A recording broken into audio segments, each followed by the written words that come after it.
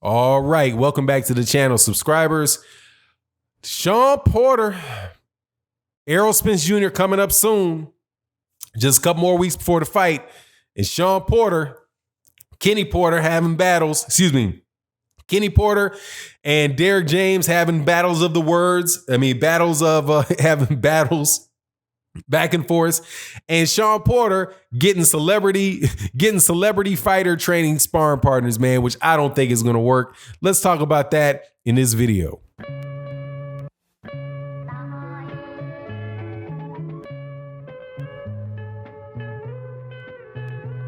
All right, welcome back to the channel, subscribers. If you are not subscribed, please subscribe and hit the bell icon so you can be notified of when we release more videos, and also when we do our live streams Monday through Friday, 11 a.m. Central Standard Time and 8 a.m. Central Standard Time on Sunday for OG Boxing Talk. Please join us then. All right, man, we're getting closer to the Errol Spence Jr. Shawn Porter fight. Shawn Porter, Errol Spence Jr. fight. I'm not quite sure what order you put it in when they're both champions, but this is a unification fight in the welterweight division. I'm expecting a very good fight, an entertaining fight. Two styles that it's gonna be interesting to see how they mesh. This is the first southpaw that Shawn Porter has fought since Devin Alexander, but let me assure you, Errol Spence Jr. is no Devin Alexander, and Devin Alexander is no Errol Spence Jr. So Devin Alexander was a guy who's probably pretty much a 140 pounder moving up and fighting a much bigger Shawn Porter at welterweight. And you have Errol Spence Jr., who is a big, strong welterweight, who is not a slick fighter, who is not just tippy tapping like Devin Alexander and getting out of the way and trying to outbox you like that. No, Errol Spence Jr. can outbox you, but he's going to beat you up too. And that's the fight that we're looking at. But in the lead up for this, man, there's been some real funny stuff that's been happening. Derek James and Kenny Porter have been arguing back and forth about who actually trained Errol Spence Jr.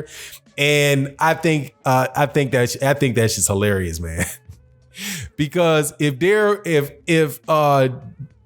Kenny Porter trained Errol Spence Jr., then why is Shawn Porter, why is his skill subpar in comparison? I would think that you would have taught your son some of the same things that you taught Errol Spence Jr. Man, that's ridiculous, man. Basically what he did was he babysat. That's what a lot of time these trainers are, like national trainers. My daughter plays tennis, so she did several regional and national team titles where kids from one area of the country, they go into a national team, and when you play with the national team, then you have coaches that are with the national team, and the coaches for the national, because you can't have your private coach coaching you for on a national team. You have and for like the Olympics or for the U.S. Nationals, you got coaches that are hired by the U.S. For the U.S. national program, right? They're the ones that are actually selected and paid. Like Barry Hunter. Barry Hunter was one of the coaches. Yeah, I have to believe that that's where Kenny Porter is coming into play. Traveling to national tournaments, and you don't take your actual coach with you on those trips. I think Kenny Porter might be just trying to play a little bit of head games by even mentioning the fact that happened. Now, the fact that Kenny Porter knows Errol Spence Jr. and to see Errol Spence Jr. fight up close, that was probably one of the main reasons that he was able to, and this I get on very, well, this is out there. This isn't like behind the scenes stuff, but this is out there. That's one of the reasons why when Kenny Porter could be real, what is the word? Vindictive? Is that it? Vindictive move that he had with Floyd Mayweather Jr. when Floyd Mayweather sparred Errol Spence Jr. The infamous sparring episode where Errol Spence Jr. went in there trying to hurt Floyd Mayweather Jr. and gave Floyd tried to throw him out the gym, but Errol Spence Jr. wouldn't leave. That one of the things that made Errol Spence Jr.'s name jump jump in the public consciousness. Shawn Porter knew enough about him to put him in the ring with Floyd Mayweather Jr. and know that he could give Floyd Mayweather Jr. that business. I believe that part of it. But as far as him actually teaching Errol Spence Jr. something, I've been pretty familiar with, certain people that know Errol Spence Jr.'s career and his trajectory or his development very well. And they never mentioned Shawn Porter. They never mentioned Kenny Porter. They never mentioned Kenny Porter not one time. So I'm not buying it, man. I'm not buying it. Now, the other thing that I find interesting leading into this fight is that Shawn Porter keeps fighting big name fighters. Now here I'm going to ask a question to the comment section. And because we know we got a lot of very knowledgeable boxing fans. We got a lot of trainers, a lot of fighters that come by the channel that are more familiar with the setup and the purpose of sparring than I am. But when you spar and you're preparing for somebody, you usually prepare for somebody that has a similar style or somebody that has the ability to mimic the fighter that you're going to fight. At least that's what I've heard is a portion of it.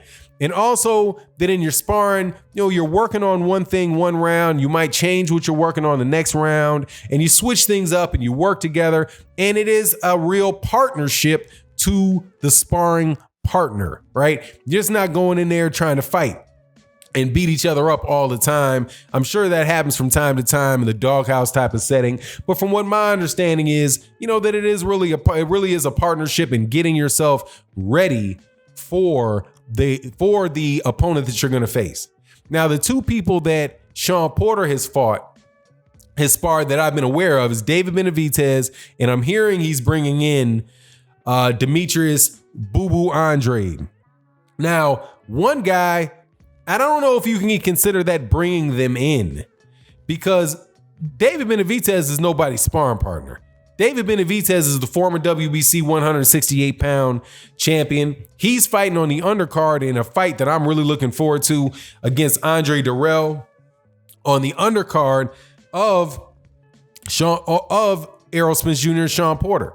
Now, when David Benavidez talked about it, David Benavidez was pretty dismissive of the sparring. Like, at least that was my take on it. Like, he was like, yeah, I'm not really doing too much. He's too small, so I'm not really going to be laying into him with anything real heavy. But he was truly trying to lay it into me. And he was throwing his shots as hard as he could against me. But, he's just too little. And he was really, really kind of dismissive about it. He was like, yeah, the work was okay. But he didn't sound terribly impressed with Shawn Porter. But Shawn Porter could have been working on, fighting a guy that is a lot taller than him. I think David Benavidez is either 6'1" or 6'2". Between 6 foot and 6'2" is what he looks like to me.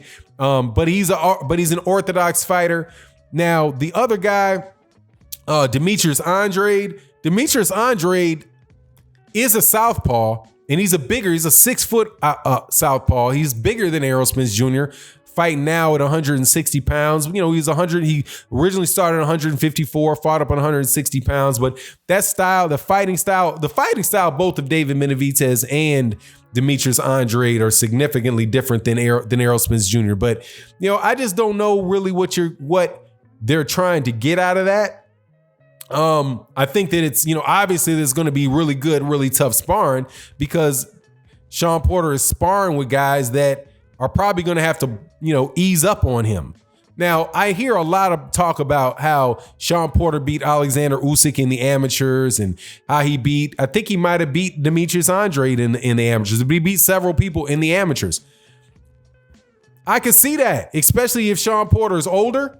And Shawn Porter and these guys aren't full grown. And I don't know if you've noticed this before in your own life, but a lot of time guys that, wind up being like 5'5", 5'6" and muscular guys, sometimes those guys hit puberty earlier than other people do. And being shorter, older, and having that kind of rough, rugged, grab you, mug you type of style, I could see how over the course of a 3-round fight with headgear, that might cause some of those guys problems. But I'm not confused. I don't think anybody should get confused and say, well, I think that Shawn Porter can actually beat Demetrius Andrade in a professional fight, or that he's going to go 6 rounds with David Benavidez in a professional fight. Those things that would be, or go 3 rounds with Alexander Usyk in a professional fight. I just don't see it. But anyway, it's interesting stuff to hear about the preparation for Shawn Porter. I've heard things about Errol Spence Jr.'s preparation for Shawn Porter. It doesn't sound like anything like that from what I've heard. But anyway, we'll see what happens, man. But I think the whole thing is interesting. I think a lot of this stuff is probably to put out, to get people talking about the fight and get, the press ready for the fight.